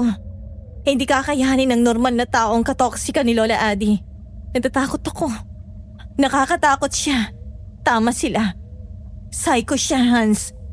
Paano ba kita tutulungan? Sabihin mo sa akin. Magsumbong tayo sa pulis. Tumakas tayo. Kunin natin ang kapatid mo at lumayo. Hihingi ako ng tulong sa magulang ko. Alamin mong lihim dito. Magtitiis ako hanggat kaya ko. Kailangang malaman natin kung anong meron dito. Kung bakit kumukuha ng mga babaeng kokontrolin si Lola Adi. Bakit nababalo ang sino mang nakakasama niya ng matagal. Pero matapos ang gabing yun, nawala bigla si Jing. Basta biglang naglaho. Walang nakakaalam. Ang tanging pwedeng magpagbintangan ay ang driver na si Mang Danilo na bigla ring nawala nung maglaho si Jing. Doon na tinapos ni Hans ang pagkikwento niya. Ang tanging nalaman ko lang ay 2 sa mga naalagaan babae ni Lola Adi ay nagpakamatay at ang iba ay napamental. Kaya ay inaalagaan ng pamilya dahil hindi na normal. Hans, yung aswang na sumugod sa akin, ikinulong ko siya sa attic. Sa tingin ko ay nakawala na siya. At mukhang naghahanap ng mga atake. Huwag lang tayo maingay. Hindi yan makakalapit dito dahil balot ng greenhouse ng pangontra. At gaya ng sinabi ni Hans, lumigid lang ang aswang. Hindi nakalapit. Pagkatapos ay lumipad yun palayo sa property. Doon kami nagdesisyong lumabas ni Hans. Ayon sa kanya, narinig niyang kinabukasan pa uuwi si Lola Adi. Tanda yun na may ilang relative siyang isasama pabalik para ipakilala ako bilang si Jing. Sinamantala namin na wala siya sa bahay at maingat naming pinasok yun. Bilisan natin ng kilos, Laika, habang wala ang mga kontrabida. Sa tingin mo ba magandang ideya to? Umalis na lang tayo, Hans. Sigurado naman akong hindi niya hawak ang buong Pilipinas. Kung gusto mo, ibibigay ko sa iyo mga susi. Umalis ka. Pero hindi ako. Pangako ko to kay Jing. Hindi ako aalis dito hanggat hindi ko nalalaman ang nangyari sa kanya at kung ano ang meron sa bahay na to. Paano kung mahuli tayo ni Esther? Sa tingin ko hindi natin poproblemahan ang isang yon. At mukhang alam na din natin ang dahilan ng pagkakandado niya ng pinto. Pinasok namin ang kwarto ni Esther na noon ay hindi nakakandado kahit pa malalim na ang gabi. Nangilabot kami sa aming nakita. Mga dingding na panay kalmot ng malalaking kuko. Mga buhok, piraso ng ngipin, buto at bakas ng natuyong dugo. Sa isang sulok ay may hagdang kahoy na nagkokonekta sa isang butas. Nang akyatin namin yon, nalaman naming nakakonekta pala sa kwarto ni Lola Adi ang kwarto ni Esther. Diyos ko po, anong mga to? Ang daming larawan ng mga babae. Na puro kahawig ninyo. Balat ba ng tao to nakabalot sa libro? Huwag mong hawakan yan. Ha? Bakit? Pakiramdam ko bad news yan eh. Tipong makukurap ka kapag nahawakan mo. Ewan ko, pero masamang dating yan. Better be safe, di ba? Kung sundutin kaya natin ang stick. Eh kung iwan na lang natin. Gusto ko lang makitang nasa likod. Para may kung anong marke eh. Silipin mo. Pabuntong hininga na ginawa ni Hans ang sinabi ko. At biglang nag-iba ang kulay niya. Namutla siya at parang naiiyak. Humagip kami ng patpat at ibinaliktad ang libro. 2 tato ang nandun. Parehas mukhang petsa. Ang isa ay kamatch ng birthday ko. At ang isa ay siyang nag-udyok sa akin para lumingon ako kay Hans. Umiiyak na siya. Doon ko naintindihan. alam na rin namin ang nangyari kay Jing. Birthday mo ang unang petsang nakatato sa balat. Sa tingin ko naman ay napansin mo na yun. Ang pangalawa ay ang date na pumasa ang thesis ko. Kung ganon, si Jing ay... Oo, si Jing ay naging pabalat na ng libro. Mang Danilo, matagal yun ang alam? Sagutin niyo ako. Patawarin mo ako, Hans. Patawad. Hindi ko nasabi sa'yo ang ginawa ni Adelwina sa kasintahan mo. Gut punch, uppercut, straight, right hook, roundhouse kick. Ganong uri ng blow yung naramdaman ko sa revelation na sinabi ng Mang Danilo. Hindi pa matatapos ang horror show na to. Para siyang isang horror scene na inspired ni R.L. Stein, Stephen King at Junji Ito. Nanlambot ang tuhod ko. Nalumo para sa buhay ng kakambal ko na kailanman ay di ko nakaharap. Pero sobrang nagmalasakit sa akin. Ang lupit naman ang sinapit niya. Ginawang pabalat sa libro. Anong uri ng demonyo ang matandang si Lola Adi? Di ba siya natatakot sa Diyos? Tuluyan na ba niyang nalimutan ang pagiging mabuti? Ang hayop niya! Bakit niyo hinayaan si Lola Adi na walang hiyan ng ganon si Jing? Naging mabuti siya sa inyo. Patawad, Hans. Hawak ni Adelwina ang kabuhayan ng pamilya ko. Mahirap makita naghihirap ang mga anak ko. Siya nagpapaaral sa kanila. Kung nilabanan ko siya, babawiin niya ang suporta sa pamilya ko. At sapat yun para hayaan ninyong bawian ng buhay ang isang mabuting tao? Anong mararamdaman ng pamilya niyo kapag nalaman nilang ang pinambuhay mo sa kanila ay kamatayan ng isang tao? Hindi kaya panghinura kanila? Hindi ako patay bikin ang konsensya ko, Hans. Dapat lang sa inyo yun, Mang Danilo. Ikinuwento sa amin ni Mang Danilo ang nangyari. Nung gabing nawala si Jing, kasama siya ni Lola Adi. Sa isang liblib na puok kung saan nakaabang ang iba pang kamag-anak. Isang ritual ang ginawa nila. Pero nagkabukuhan na si Jing ay di tunay na babae. Dala ng galit at pagkapahiya, pinaslang nila si Jing at ibinigay kay Esther ang katawan para lapain. Si Esther ang tulay ni Lola Adi sa kadiliman. Ang apo na inampon ay ang alay. Ang bawat pagpapahirap sa tao na nagdudulot ng pagdurusa ay pakain sa kadilimang inaalagaan nila. Iyon ang tinatawag nilang disiplina. Kapalit nun ay yaman na walang kapantay at tagumpay. Yung bang dahilan kung bakit biglang-bigla kayo nung makita niyo ako, Mang Danilo? Oo, dahil sa nangyaring pagkakabunyag na lalaki si Jing. Nalaman din nila ang tungkol sa'yo, Laika, na magkapatid kayo. Kung pati ikaw ay may alay nila at makuha, matutupad na ang gusto ni Adelwina. Hindi ako naniniwala na makakakuha siya ng iba yung biyaya na minamait-mait niya. Pero hindi tamang paggamit niya sa dilim at ng aswang. At anong tama, Laika? Ang mabuhay ng naghihikahos? Isang kahig isang tuka? At ikaw, Danilo, wala kang utang na loob. Palamon ko ang pamilya mo.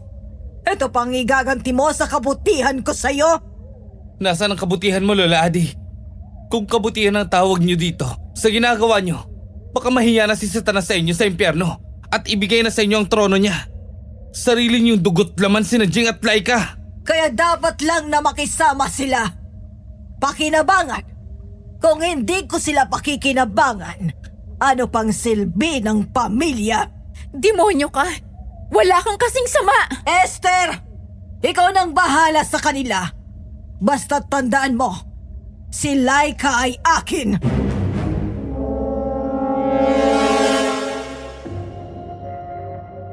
Sabi nila sa mga pelikula, huwag ibunyag ang mga hawak mong lihim. Dahil once na sinabi mo yun, tsak, patay ka na. Hindi man pelikula at tunay na buhay, napatay na si Mang Danilo. Siya ang unang nilapan ni Esther. Sinamantala namin yun ni Hans at dumaan kami sa bintana ng kwarto. Nangunyapit kami sa sanga ng puno at nagpadaos-dos pababa sa bakuran. Nang lumapat ang mga paa namin sa lapag, ay nangaripas na kami ng takbo papunta sa greenhouse. Ligtas tayo dito, di ba? Ngayong nalaman ang lihim ng tag team nightmare na yun. Hindi. Siyempre gagawin nilang lahat para lang mahagip tayo. Anong gagawin natin? May laban ba tayo? Dadalawa lang tayo. At dadalawa lang din sila. Mas bata tayo at may lalaki ang kasama. Ako. Wala akong masyadong alam sa pagpatay ng aswang. Ang alam ko lang, ayaw nila ng bawang at asin. Pwede na yun. Sabi ng mga napagtanungan ko, adobong at sapat na para gawing abong isang aswang eh. Pero syempre, handa naman ako. May buntot pagi ako dito at sprayer ng pesticide. At ayan ang wake-up call natin na time's up na. Ang Diyos ko, nag-ubos pa tayo ng oras sa diskusyon. Ano dito ang gusto mong gamitin? Yung sprayer na lang. Mamaya, mahaplit pa ako ng buntot pagi na yan eh. Saktong naisuot ko yung sprayer sa likuran ko, nabasag na yung salaming pilit na kinukutkot ng kuko ng pasaway na aswang. Ako ang punteriya. Inisprayan ko yun at bigla yung umusok. Natulala ako. Siyempre, hindi naman ako sanay makakita ng ganong fenomena. Buti na lang at hinagip ako ni Hans. Hinawakan niya ako sa kamay at lumabas kami sa greenhouse. Isang basket na puno ng herbal plants ang ibinigay niya sa akin. Ayon sa kanya, berbena yon at mainam na pangontra sa aswang. Habang tumatakbo kami papunta sa loob ng bahay, ay tinanong ko siya. Bakit parang ang dami mo namang nakahandang gamit pangontra sa aswang? Mula nung gabing narinig namin ang mga ingay sa loob ng kwarto ni Esther. At yung babahong amoy na nabubulok na karne. Nagtanong-tanong na ako. Mga about 95% possibility aswang yun. Kaya inhinda ko na din. At least may nagamit tayo. Teka, bakit tayo babalik sa bahay? Dahil hindi ito basta aswang. Kundi may kasamang ritual at kampo ng kadiliman. Kailangan na i-dispatcha natin ang mismong pinag-ugatan. Dapat na masunog yung altar at yung librong binalot ng balat ni Jing. Takbo sa loob ng bahay, Laika! Mala action hero na nag-dive kami papusak sa loob ng bahay. Sabay tulak ng mabigat na pinto pasara.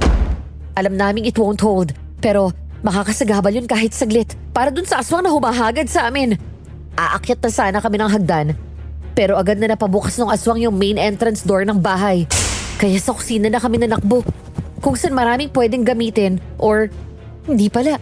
Dahil oo nga naman, kung aswang ang may-ari ng bahay, bakit naman siya magtatago ng mga bagay na pwedeng ipampatay o kaya ipanakit sa kanya?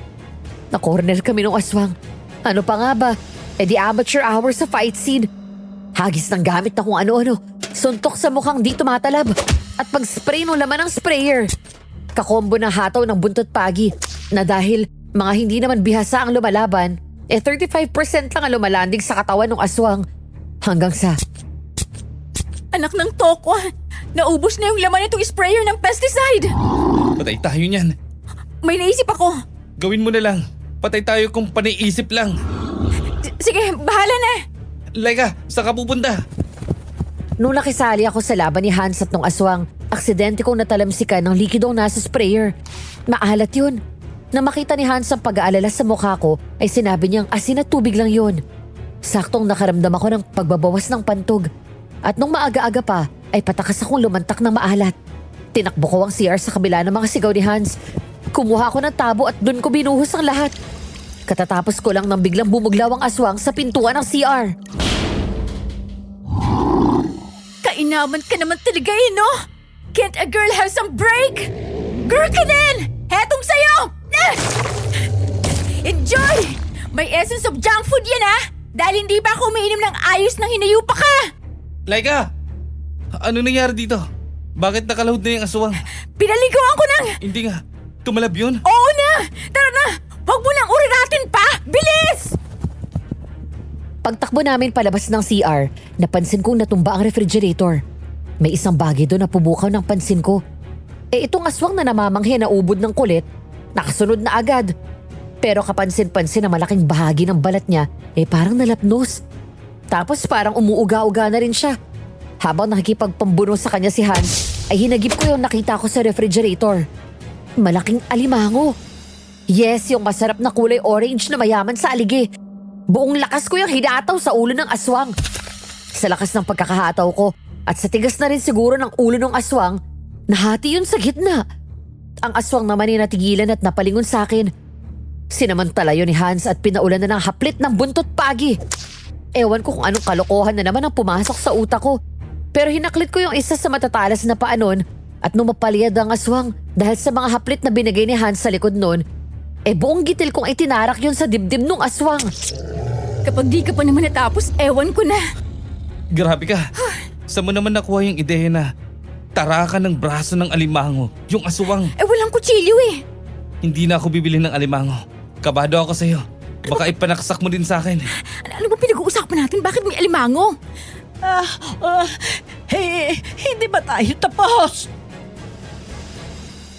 No, hindi na kami sumigaw ng Esther. Alam na namin eh. At tama naman siya, hindi pa talaga kami tapos. Dahil haharapin pa namin yung main boss, si Lola Adi. At ang kwarto niyang puno ng bangungot. Kahit pa dumadaing siya doon at nagkikikiwal, iniwan na namin siya at buong tapang namin sinugod ang kwarto ni Lola Adi. Wala ang bruha. Inisip naming nanakbo na. Pero wrong move kami. Nagtatago lang pala ang bruha sa likod ng pinto. Hinagip ako mula sa likuran at tinutukan ng punyal sa leeg. Doon ko na-realize kung anong pakiramdam ng manok na gigilitan. Humiwa eh. Naramdaman ko ang pag-agos ng dugo at natural lang na. Laika, Hep, hep, hep! Huwag kang makalapit-lapit. Gigilitan ko talaga ito. apo nyo yan. Hindi ampon. Kundi kadugo nyo. Kaya nga. Pero kung ang paggilito sa gagang ito ang pipigil sa balak mong pagsunog sa librong yan, wala na akong pakialam. Ganid ka. Masahol ka pa sa demonyo. Ang tanda mo na pero hindi ka pa magtanda at maging mabait. Aanhin ang bait. Sa mundong ito, kahit demonyo ka at mapagsamantala ng kapwa, basta't may pera ka, mabait ang tingin sa'yo. Mabuti kang tao. Pwede mong tapak-tapakan ng kahit na sino at tutungo pa din sila sa'yo. Hindi lahat. Magturo ka ng hindi kayang patunguhin ang pera. Lahat ng bagay, pera ang katapat. Hindi ako! Oh, Esther, walang hiya ka. Natuto lang ako sa'yo. Gaya ng inaasahan. Hindi ka masarap, Pinay! Hindi kita anak. Hindi mo na ako ulit anak ngayon dahil wala na akong silbi. Dahil aksidente ka lang namang nabuntis ng tatay ko na siyang nagturo sa'yo ng karunungang itim. Pero sa akin, ikaw pa din ang nanay ko. Dahil sa revelasyon narinig namin ni Hans, ay napayakap kami sa isa't isa. Hindi ako nag-teleport papunta sa kanya, okay?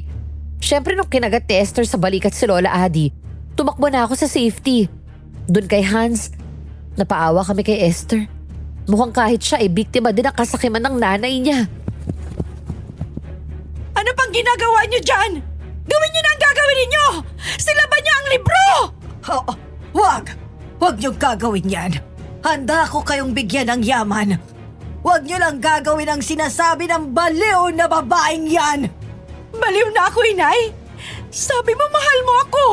Sabi mo, basta gawin ko lang lahat ng utos mo. Magsasama tayo habang buhay. Nasasaktan naman ako sa sinasabi mo. Pero di bale, habang buhay na tayong magsasama. Sunugin niyo na siya! Pero paano ka? Masaya na akong makasama ang nanay ko. Hindi na kami nakipagtalo kay Esther. Wala nang silbi ang subukin pang hikayatin siya. Kita ko sa mga mata niya na desidido na siyang maging barbecue kasama ng nanay niya na sa kasamaang palad, kadugo ko. Gamit ang maliit na bote ng gasolina, ay nilayaban ni Hans ang libro. Akala namin ganun lang yun eh. Pero isang nakakakilabot na eksena ang naganap. Bumuka ang kinasasalampakan ng magnanay. Tapos umaso ang makakapal na usok. May malaki at namumulang kamay na may maitim na kuko ang lumabas at hinigit sila. Nakakangilo ang pagguhit ng kuko ni Lola Adi sa kahoy ng sahig. Hindi! Ayoko! Hindi ko pa oras! Kaya ko pang tumupad at magbigay ng alay! Tayo na!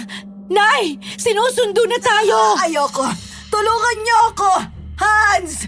Laika! Nek-nek mo! Babu! Kung gaano kabilis na lumabas ang aparisyong nakakakilabot, ay ganun din yung nawala, kasabay ng alingaw-ngaw ng sigaw ni Lola Adi. Ang mga kaluluwang nakulong sa bahay na yun ay unti-unting nagpakita at umangat na parang mga usok. Huling-huli na nagpakita ang isang magandang babae na nag-anyong lalaki kalaunan, si Jing. Kaya ko lang nalaman na siya yon dahil tinawag siya sa pangalan ni Hans. Isang salita lang ang tumawid sa mga isipan namin habang papalaho siya. Mahal ko kayo. Salamat. Nang tuluyang naabo ang libro, nagsimulang bumigay yung bahay. Dali-dali kaming dumaan ulit sa bintana at nakasapit sa labas sa tulong ng puno. Sa takot na tamaan kami ng papagibang bahay, nanakbo kami hanggang sa labas ng bakal na gate. Katakatakang maging yun ay nag-anyo luma na rin. Nung tumigil ang yanig, nakarinig kami ng tilaok ng manok sa ibayo.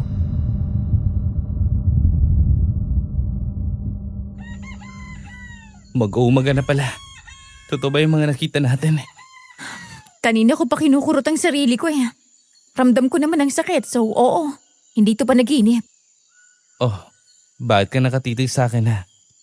Iniisip ko lang kung aparisyon ka ba o kampo ng dilim.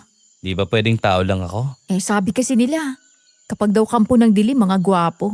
So, nagagwapuhan ka sa akin. Wala akong sinabing ganun. Pero ganun na din yun, di ba? Yun ang pinupunto ng mga tanong mo. Ewan ko sa'yo. Ako, sapat na sa akin ng tao. Hindi ko kailangan ng lahing maligno, impacto para masabi kong maganda yung babae na gusto ko. Sino sabi mo? Maganda na para sa akin ang babaeng kaharap ko. Pinakamaganda sa lahat ng nakita ko sa tanang buhay ko. Kamukha akong tropa mo, lol. Kaya alam kong bukod sa maganda ka, may maganda kang kalooban.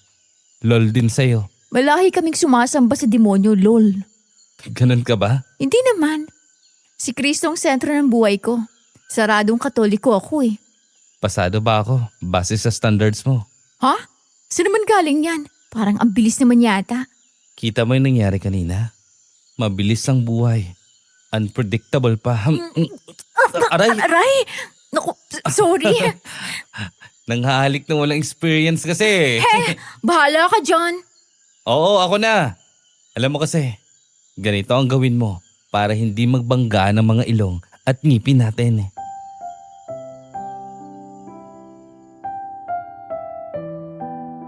Yung mata niyang nakakaakit ay unti-unting lumapit at dahan-dahang pumikit kasabay ng bahagyang pagkiling ng kanyang ulo. Napapikit na rin ako. At that moment, I had my first kiss. And then some. And plenty more. With the same man. Oo, naging kami and eventually, naging mag-asawa. Siguro, iisipin mo tungkol to sa amin ni Hans o kung paano ako magkaroon ng forever. Hindi. Gusto kong maikwento sa'yo ang tungkol sa isang anak na nagsakripisyo para sa nanay niyang ganid. Sa tita kong anak ng lola kong hindi ko naman nakasama na matagal.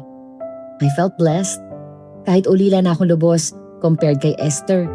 Maikli man ang panahon na nakasama ko ang nanay ko, pinaulan na naman niya ako ng pagmamahal.